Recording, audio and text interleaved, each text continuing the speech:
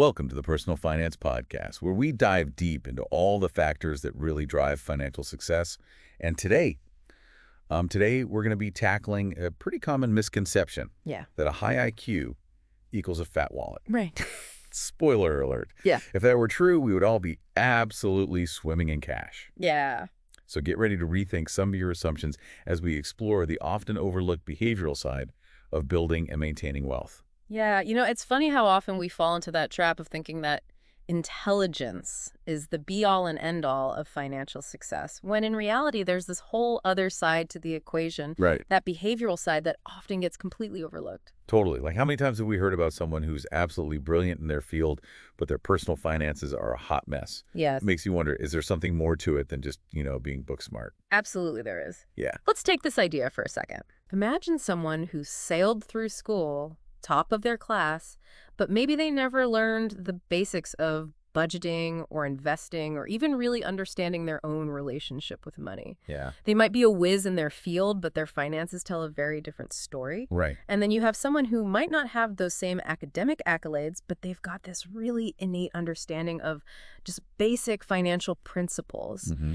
They're disciplined, they take calculated risk, and they understand the value of patience. It's almost like financial literacy is its own form of intelligence. It absolutely is. Right. And like any other skill, it's something that can be learned and honed over time. Yeah. But here's where it gets really interesting. Our upbringing plays a huge role in shaping our financial behaviors, often in ways that we don't even realize. It's like those invisible scripts that we inherit from our families and environments growing up. Exactly. Tell me more about how that kind of plays out in the real world. Sure. So imagine growing up in a family where money was always tight, maybe even a bit chaotic. You might develop this scarcity mindset, always fearing that there won't be enough. And this can lead to maybe hoarding money or making impulsive decisions out of fear. Right, like your financial instincts are shaped by those really early experiences. Exactly. Now contrast that with someone who grew up in an environment where money was discussed very openly and financial planning was just the norm. Yeah. They might be more likely to approach money with a sense of abundance and make more informed, long-term decisions. It really highlights how important it is to be aware of those ingrained beliefs that we have about money, and to actively challenge them if they're not really serving us well. Absolutely. And speaking of things that we can't always control, let's talk about the role of luck and risk in personal finance. Okay. Something that I think often gets glossed over. Totally.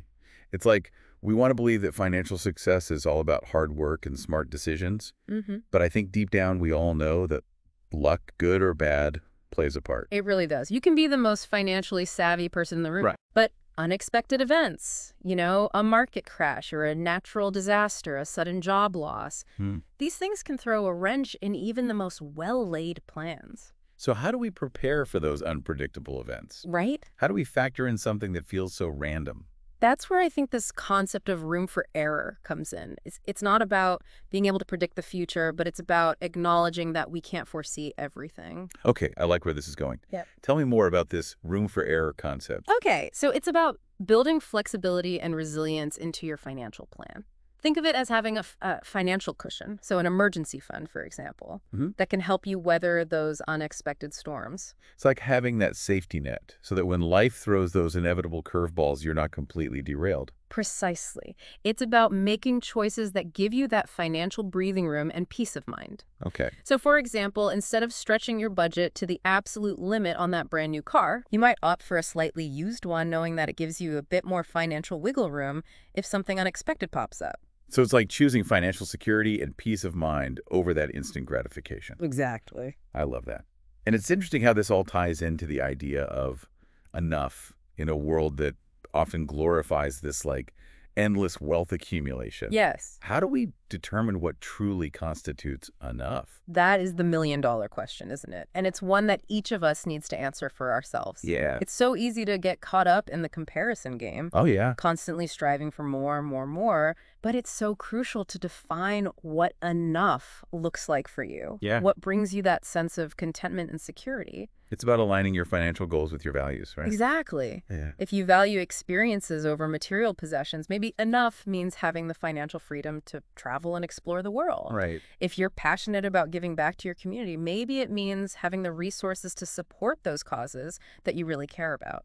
So it's like defining your own version of financial success One that's not solely based on like the size of your bank account, Right. but how you're using your resources to live a fulfilling life. Exactly. And this brings us to another important principle: understanding the difference between getting rich and staying rich. Ooh, here's where it gets juicy. I have a feeling you're about to drop some serious wisdom on us. It's often said that building wealth and maintaining wealth require different mindsets, almost like different skill sets. Right. It's like that saying, easy come, easy go. So what are some of the key differences between those two financial phases? Well, when you're in that wealth building phase, there's often that sense of striving, of taking those calculated risks, of being willing to hustle and make things happen. But once you've achieved a certain level of financial security, the focus really shifts to preservation, Okay. to making choices that protect and grow what you've worked so hard to build. So it's less about chasing that like next big win and more about making these kind of prudent decisions for the long haul. Exactly. It's about shifting from a mindset of accumulation to one of stewardship. Okay. And that often requires a different set of habits and behaviors. Yep. For example, someone in that wealth building phase might be laser focused on increasing their income, taking on side hustles, investing aggressively. Right. But someone who is focused on staying wealthy might prioritize things like estate planning or tax optimization, charitable giving. It's like shifting from building that like really solid financial foundation to then kind of constructing this beautiful and sustainable structure on top of it. I love that analogy. Yeah. It's about recognizing that wealth, once attained, needs to be managed very thoughtfully to ensure that it continues to support your goals and your values for years to come. Right. And that brings us to another really important concept: the power of compounding. Ah, yes, compounding. The eighth wonder of the world, as they say. It really is. It's this incredible force that really rewards patience and consistency. Right. It's the principle of earning returns on your returns. Okay. And over time, it can create really remarkable growth.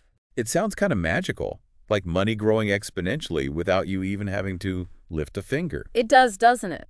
So how does this magic work in practice? Okay, so imagine you invest, let's just say $10,000 today. And let's say it earns a steady 7% return each year. Okay. After the first year, you've earned $700. Not bad, right? Right. But here's where compounding works its magic. Okay. The next year, you're not just earning 7% on your original $10,000, you're earning it on $10,700. Right.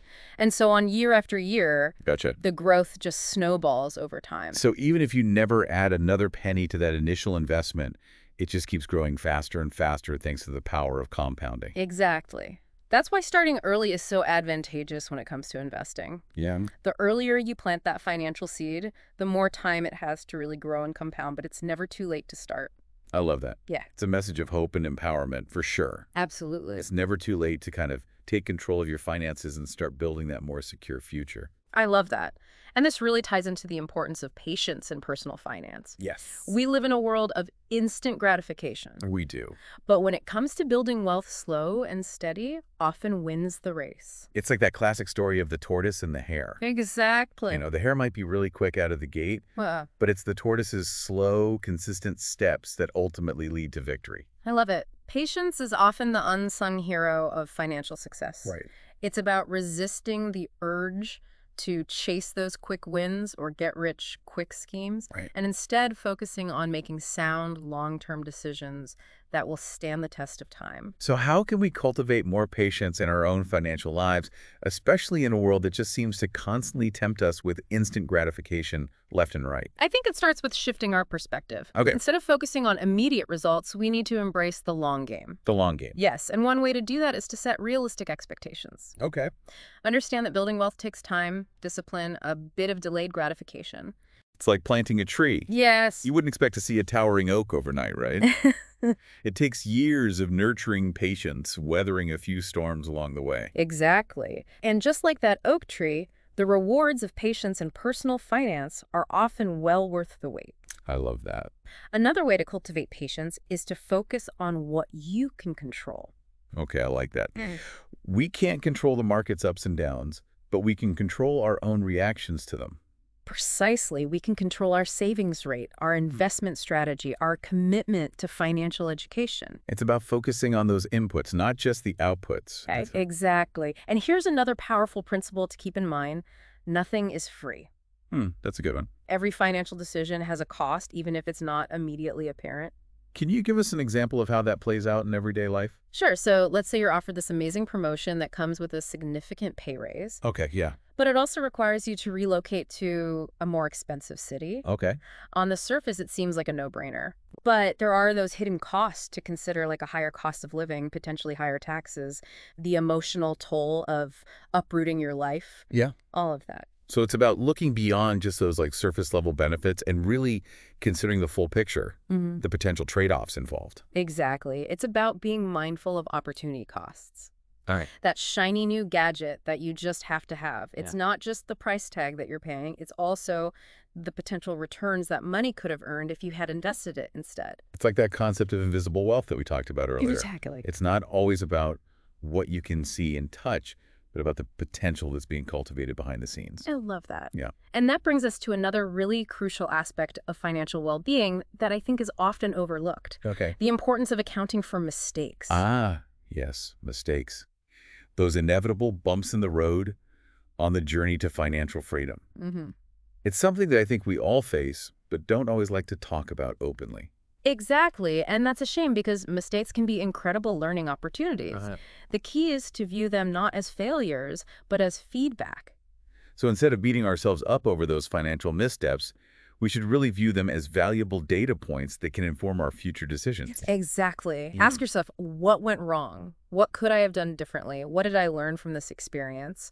And then most importantly, apply those lessons moving forward. It's about embracing a growth mindset, even when it comes to our finances. Precisely. And that brings us to another important principle, the significance of defining our own financial goals rather than blindly following someone else's path. Right. What works for one person might not work for another.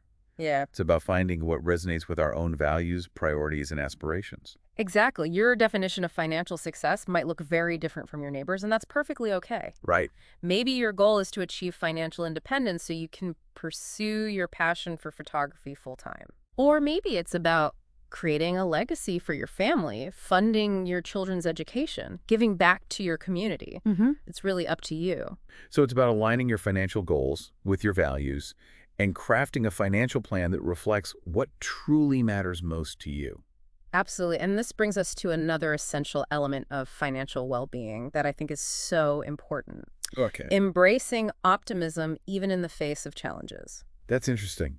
We often hear about the importance of being realistic, even a bit pessimistic when it comes to money, Right. to avoid getting caught up in these overly optimistic projections. And there's certainly value in that, in being prepared for the unexpected, making contingency plans. Right. But I believe that optimism plays a vital role in our financial lives. Okay. When we approach our finances with a positive mindset, we're more likely to find solutions to spot opportunities, persevere through those setbacks. So it's not about wearing rose-colored glasses, but about approaching challenges with more of a can-do attitude, believing that there's always a way forward. Exactly. It's about focusing on what is possible, not just what's probable. I love that. Yeah. It's about approaching our finances with a sense of hope and agency, believing that we have the power to shape our own financial destinies. Precisely. And that brings us to a principle that's near and dear to my heart, the profound importance of financial education. Yes, knowledge is power, as they say. Ah. The more we understand about personal finance, the better equipped we are to make sound decisions that support our long-term well-being. Exactly. And the beautiful thing is there are so many resources available today. There are. Books, podcasts like this one, Okay. online courses, financial advisors. All of these can empower us to take control of our finances and make informed choices. It's like giving yourself the gift of financial literacy, It is. a gift that just keeps on giving throughout your life. I love that. And along with knowledge, it's also essential to cultivate emotional discipline when it comes to money. Ah, yes. Our emotions can often lead us astray, especially when it comes to financial matters. That's right. Fear can make us sell investments at the worst possible time, while greed might tempt us to chase those risky, get-rich-quick schemes. So how do we keep those emotions in check and avoid making those kind of impulsive decisions that we might really regret later? It starts with awareness. Okay. Recognize your own emotional triggers around money. Hmm? Do you tend to overspend when you're stressed or anxious? Do you get caught up in market hype and make rash investment decisions? Once you understand your patterns, you can start to develop strategies to manage those emotions more effectively. So it's about pressing that pause button Yes. before making any major financial decisions, Yeah. taking the time to think things through rationally, and really avoid letting our emotions cloud our judgment. Exactly. And here's a helpful tip. Reframe how you think about market fluctuations. Okay. Instead of viewing them as threats, see them as opportunities. That's an interesting perspective. Can you elaborate on that a bit? Sure. So when the market dips, it can be tempting to panic and sell everything. Right. But often those dips present really great buying opportunities for long-term investors. Okay. Remember, time in the market is often more important than timing the market. So it's about riding out those waves of volatility and trusting in the long-term upward trajectory of the market. Exactly. And that brings us to the importance of diversification. Oh. It's a fundamental principle of investing that can help mitigate risk and enhance returns over time. Right. The classic adage, don't put all your eggs in one basket. Exactly. So why is diversification so crucial? Imagine you invest all of your money in a single stock, even if it's a company you believe in wholeheartedly. Mm-hmm. What happens if that company experiences unexpected challenges or the industry as a whole takes a downturn? Yeah, that sounds risky. It can be. Diversification is about spreading your investments across different asset classes, stocks, bonds, real estate, maybe even alternative investments like commodities or precious metals. Okay. It's also about diversifying within those asset classes. So not putting all your eggs in one basket, even within a certain category. Exactly. So, for example, instead of investing in just a handful of stocks, you might invest in a broad market index fund that tracks hundreds or even thousands of stocks. So it's about creating a diversified portfolio that can weather those market storms more effectively. Precisely, diversification is like building a financial fortress with multiple layers of protection. It helps reduce the impact of any single investment going south and can potentially enhance your returns over the long term.